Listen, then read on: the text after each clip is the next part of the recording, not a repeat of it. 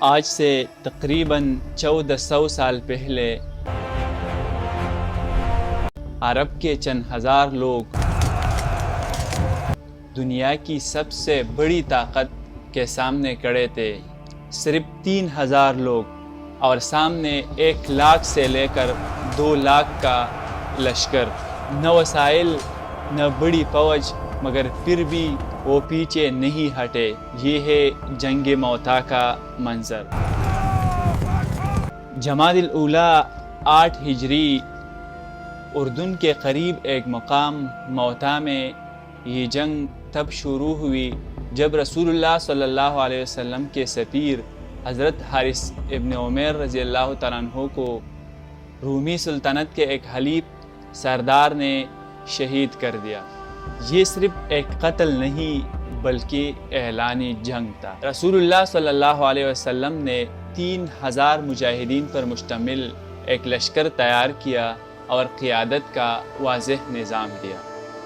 سب سے پہلے حضرت زید ابن حارثہ، اگر وہ شہید ہو تو حضرت جعفر ابن ابی طالب اور پھر عبداللہ ابن رواحہ۔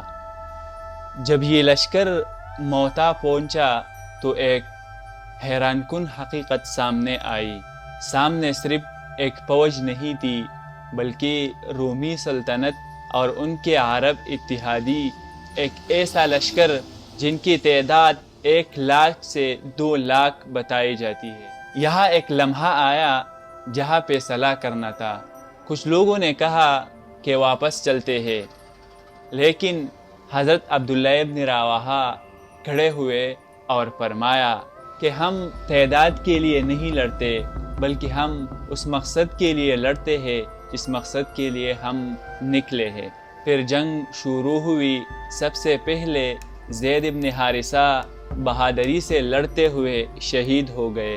پھر علم حضرت جعفر ابن ابی طالب رضی اللہ تعالیٰ عنہ نے اٹھایا۔ ان کے دونوں ہاتھ کٹ گئے مگر انہوں نے علم گرنے نہیں دیا، یہاں تک کہ وہ بھی شہید ہو گئے۔ پھر عبداللہ ابن رواحہ نے علم اٹھایا۔ چند لمحوں کی ہچکچاہٹ کے بعد انہوں نے دوبارہ حملہ کیا اور آخرکار وہ بھی شہید ہو گئے۔ اب قیادت خالی تھی۔ ایک لمحے کے لیے سب کچھ رک گیا مگر پھر مسلمانوں نے ایک شخص کو چنا، وہ تھا حضرت خالد بن ولید رضی اللہ تعالیٰ عنہ۔ حضرت خالد بن ولید رضی اللہ تعالیٰ عنہ اس وقت مسلمانوں کی آخری امید تھے۔ حضرت خالد بن ولید رضی اللہ تعالیٰ عنہ نے جنگ صرف طاقت سے نہیں بلکہ حکمت سے لڑا۔ انہوں نے رات کے وقت فوج کی ترتیب بدل اور اگلے دن ایسا بنایا جیسا کہ نئی فوج آ گئی ہو۔ دشمن گھبرا گیا۔ پھر حضرت خالد بن ولید رضی اللہ تعالیٰ عنہ نے فوج کو آہستہ آہستہ پیچھے نکالا اور آخرکار مسلمانوں کو محفوظ لے آئے۔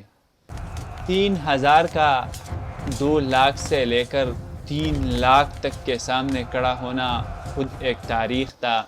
اسی وقت رسول اللہ صلی اللہ علیہ وسلم نے حضرت خالد بن ولید رضی اللہ تعالیٰ عنہ کو فرمایا، سیف من سیوف اللہ، یعنی اللہ کے تلواروں میں سے ایک تلوار۔